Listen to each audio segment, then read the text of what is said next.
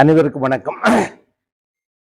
இன்று 4 நூல்கள் வெளியிடப்படுகிறது.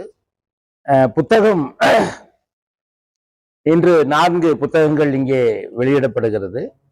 அதாவது துணிஞ்சா சாதிக்க முடியும் என்ற தன்னம்பிக்கை புத்தகமும், வெற்றியின் ஓசை என்ற தன்னம்பிக்கை கவிதைகளும், கவிதாசனின் வெற்றி முழக்கம் என்று என்னுடைய நூல்களை ஆய்வு செய்து மதுரையைச் சேர்ந்த கவிஞர் ரவி அவர் அதை வெளியிட்டிருக்கிறார்.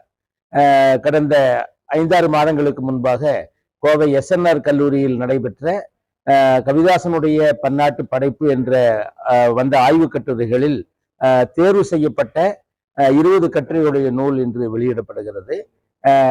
பாரதியார் பல்கலைக்கழகத்தினுடைய பதிவாளர் பேராசிரியர் ராஜவேல் அவர்கள் வெளியிட கோவை SNR கல்லூரியினுடைய முதல்வர் டாக்டர் PLS சிவகுமார் அவர்கள் பெற்றுக்கொள்கிறார்கள்.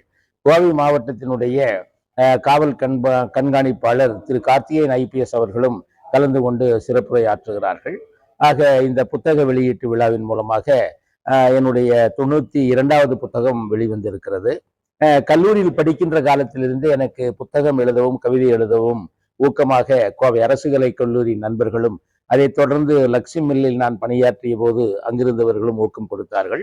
இப்பொழுது நான் ரூட்ஸ் நிறுவனத்தில் மனிதவள மேம்பாட்டுத்துறையின் இயக்குநராக பணியாற்றிக் கொண்டுகிறேன். எங்களுடைய நிறுவனத்தினுடைய தலைவர் திரு ராமசாமி அவர்களுடைய ஊக்குவிப்பினாலும் அவருடைய வழிகாட்டுதலினாலும் நிறைய தன்னம்பிக்கை நூல்களை எழுதுவதற்கு வாய்ப்பாக அமைந்திருக்கிறது.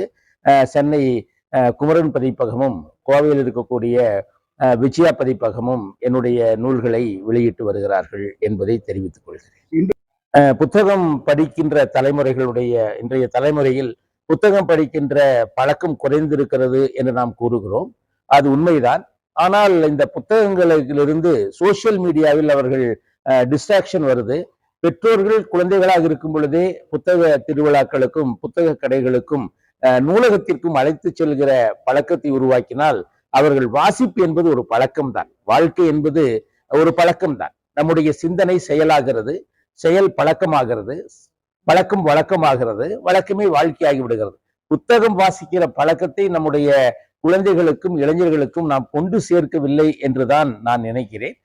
கோயம்புத்தூரை பொறுத்தவரையில் மாவட்ட நிர்வாகம் பொடிசியாவும் இணைந்து ஆண்டுதோறும் ஜூலை இறுதியில் புத்தக திருவிழாக்களை கடந்த 6-7 ஆண்டுகளாக நடத்தி வருகிறார்கள். நிறைய மாணவர்கள் வருகிறார்கள், தொழிலாளர்கள் வருகிறார்கள், பொதுமக்களும் வந்து கொண்டுதான் இருக்கிறார்கள்.